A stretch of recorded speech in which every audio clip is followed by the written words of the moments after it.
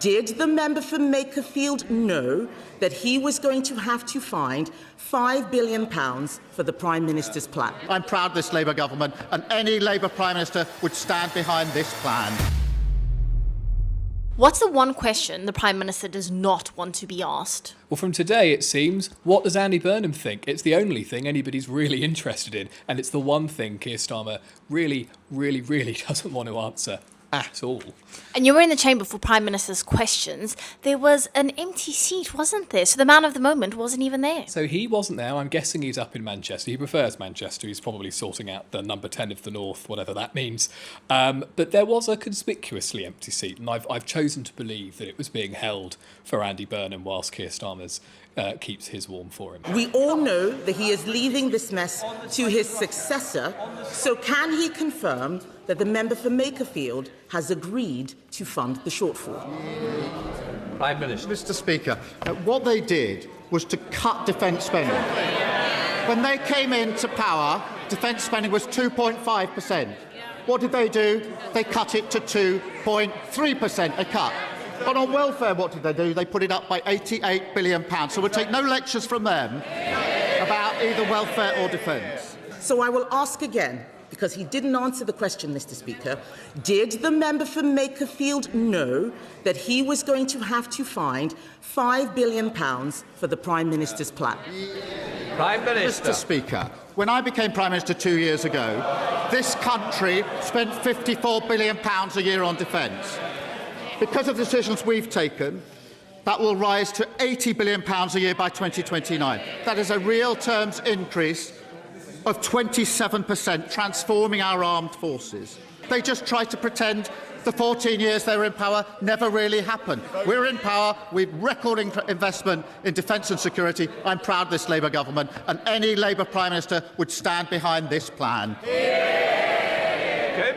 It doesn't sound like he's told the member for Makerfield to find £5 billion.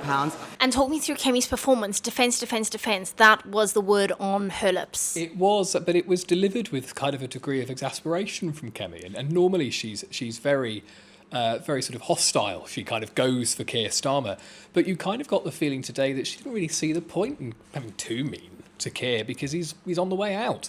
And almost every question ended with, have you asked Andy Burnham what he thinks about this? And Keir just did not like it. It felt really that this was kind of, we all know he's going.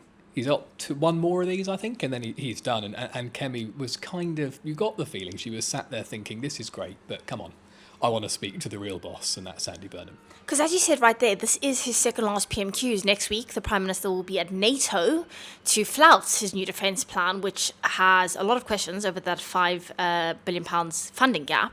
And then it's one final hurrah in the Commons, and then that's it from him. Well, but I mean, Starmer was quite keen to point out that the General Secretary of NATO, who was here on, I think it was Monday, backed Mark Rutte. So he was fine with it. He said, absolutely, Mark Rutte absolutely loved it. But Starmer was kind of, he kept turning to face, the Prime Minister do this all the time, to face his own backbench. But he would have been greeted by a very angry-looking Al Carnes. I'm not sure if that's just his sort of normal face, but he looked so cross. And maybe that's just what Al Carnes looks like anyway.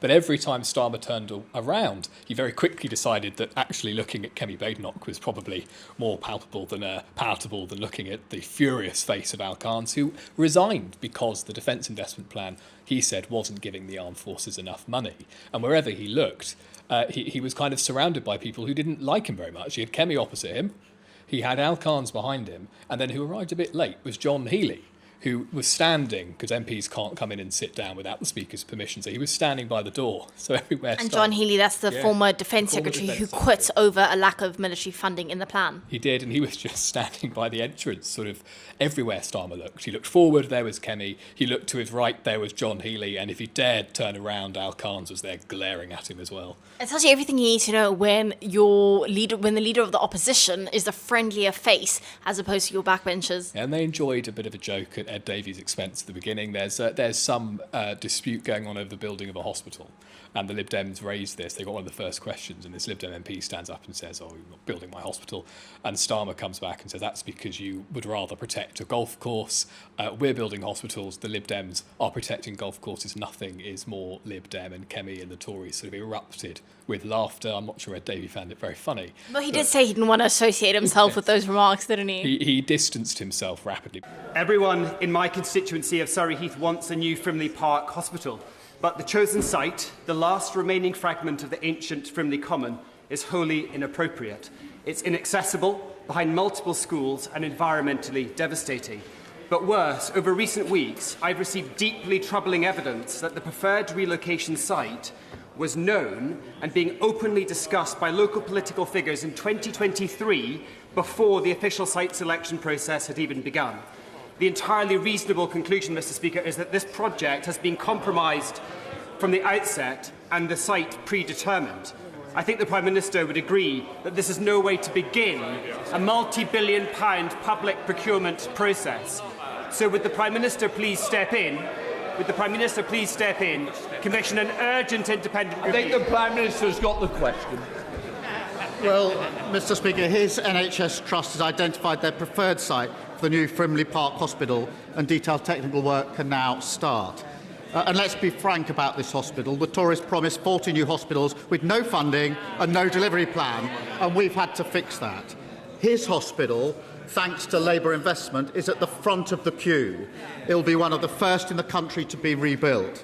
But his approach, Mr. Speaker, has been, on the one hand, to demand a new hospital and then oppose actually building it. He's urged his constituents to oppose it because, quote, this is his quote, "If the hospital goes ahead, there will be no golf course." So, Labour building new hospitals, he's standing up for golf courses. I can't think of anything more Lib Dem. Thank you, Mr. Speaker. And can I associate myself and this side of the House with the Prime Minister's comments about Venezuela and also about the Lib Dems? Mr. Speaker. Thank you, Mr. Speaker. Can I not associate myself with the Prime Minister's comments about my party? But can I associate myself with all his remarks about the earthquake and humanitarian catastrophe in Venezuela? And can I commend the Scottish team and the Scottish fans on the joy they brought to the World Cup? They did the whole of Scotland proud. And can I wish England well against DR Congo later today? But with Rhys James and Gerald Quansah in doubt, I know the Prime Minister isn't the only one struggling for a solid defence plan. It was interesting at the beginning. There was, as is commonplace, the Prime Minister always starts by recognising world events. So he recognised the earthquakes in Venezuela, and then wished the National Health Service a happy birthday, which secured this sort of boorish cheering from Labour MPs, but they weren't quite so jubilant about the defence investment plan, and they kind of fell sullen and quiet. And a lot of them are just very miserable. They were kind of realising that their messiah, Andy Burnham, is going to have to find this money himself, no matter what Keir Starmer says, and perhaps none of them have really thought about that just yet. And Kemi has improved drastically in her performance over the last few weeks. What would you give her marks out of 10? Well, marks, I think it was lower this week than last, because I think Kemi likes having someone to spar with.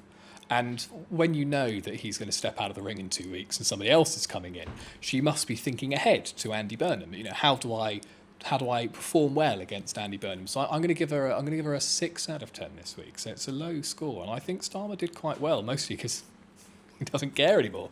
He's like a person who's just handed in their notice. You know, he's thinking about the next job and the holiday he's going to go on before it starts, not about actually getting on with the job now.